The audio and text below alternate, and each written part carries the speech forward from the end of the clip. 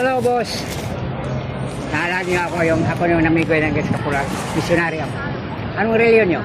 Katolik po. Katolik ko. Galing ako kaya po yun, kaya may bulak ako. Nagsisimba ako. Akala ko ikaw yung napre. Hindi. Makikita mo ang Lord. Oh, Makikita mo ang Lord. Basahin natin. Pati makikita mo siya. Si Jesus. Mateo 5, basahin natin. Sa YouTube ko, spiritual visionary. Yan. Yun. hindi ko na tao. Kaya, kasamaan niyo kung yung napipre ko nung karan. Mateo 5, basahin natin ha. Ano po?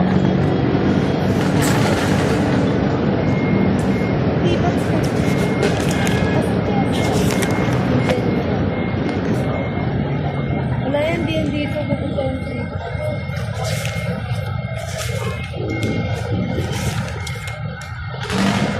Bakit ko nag-vision? Dapat wala na ako.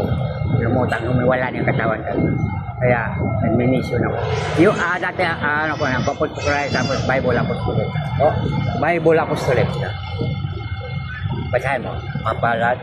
para daw may magiging Tapos, puso pagkat. sapagkat makikita nila ang Diyos. Oo. Diba? Ang Biblia ay buhay na salita. Sinabi mo, nandiyan na siya sa harap. Hawakan. Bigay ko na ito siya, wala kang bayan. Sabi mo, Papa Jesus, patawad. Ipikit yung mata mo. Kahit Jesus sa harap mo. Mahal tayo yung Lord kahit makulit. Okay na? Maliwanag? Okay. Katuloy ko naman di kayo. Pag nandito ko sa Maynila, sa Quiapo ako nagsimba. Kaya mayroon akong bulaklak. Ikaw na. Sabihin mo lang, sundan mo ka. Hawakan mo. Papa Jesus, sabi mo. Papa Jesus. Patawad. Ipikit yung mata mo. Na si Jesus harap. Mahal tayo ni Lord kahit makulit. Okay na? Maliwanag. Nakasama si Mama Mary, no? Maraming angel, no? Oh, yun. Yung iba, naghingi ng bayad ako. Missionary ako. YouTube.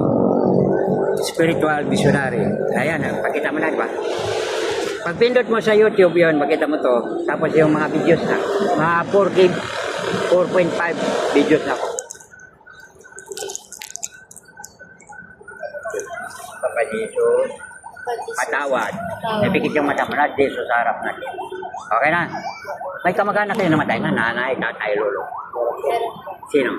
Papa ko. Huwag ka umiyak. Pangalan papa mo. Sidro. Lord, patawarin mo ang Papa Sidro ko. Sabi mo, Lord, patawarin mo kay Papa. Sidro. Sidro. Pikit mata. Kung malungkot, sabihin mo. Kung masaya, sabihin mo. Patawarin po ang Papa Sidro ko. Yan na, di ba? Masaya, malungkot. Masaya po.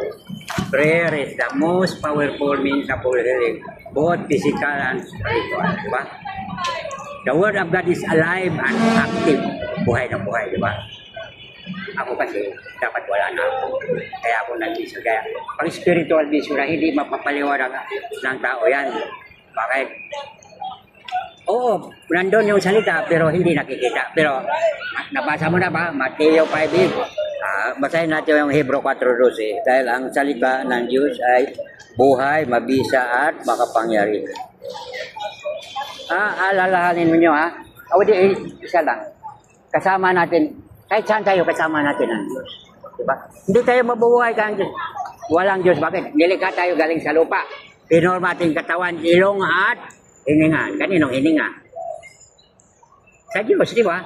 Eh kung walang Diyos, wala tayo, di ba? Tandaan mo, ha? Nilikha tayo galing sa lupa, pinorma ating katawan, ilong at hiningahan. Ang hiningahan ay spirito, yan, di ba? Ano lang dahil, isabit mo na ganyan.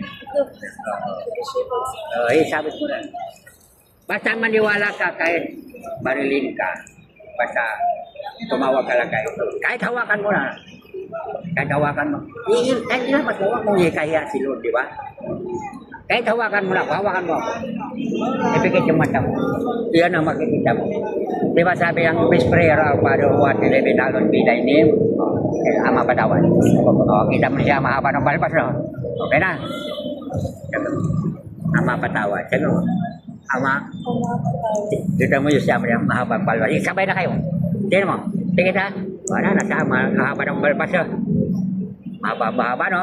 Sa siminto, no? Okay na? Salamat.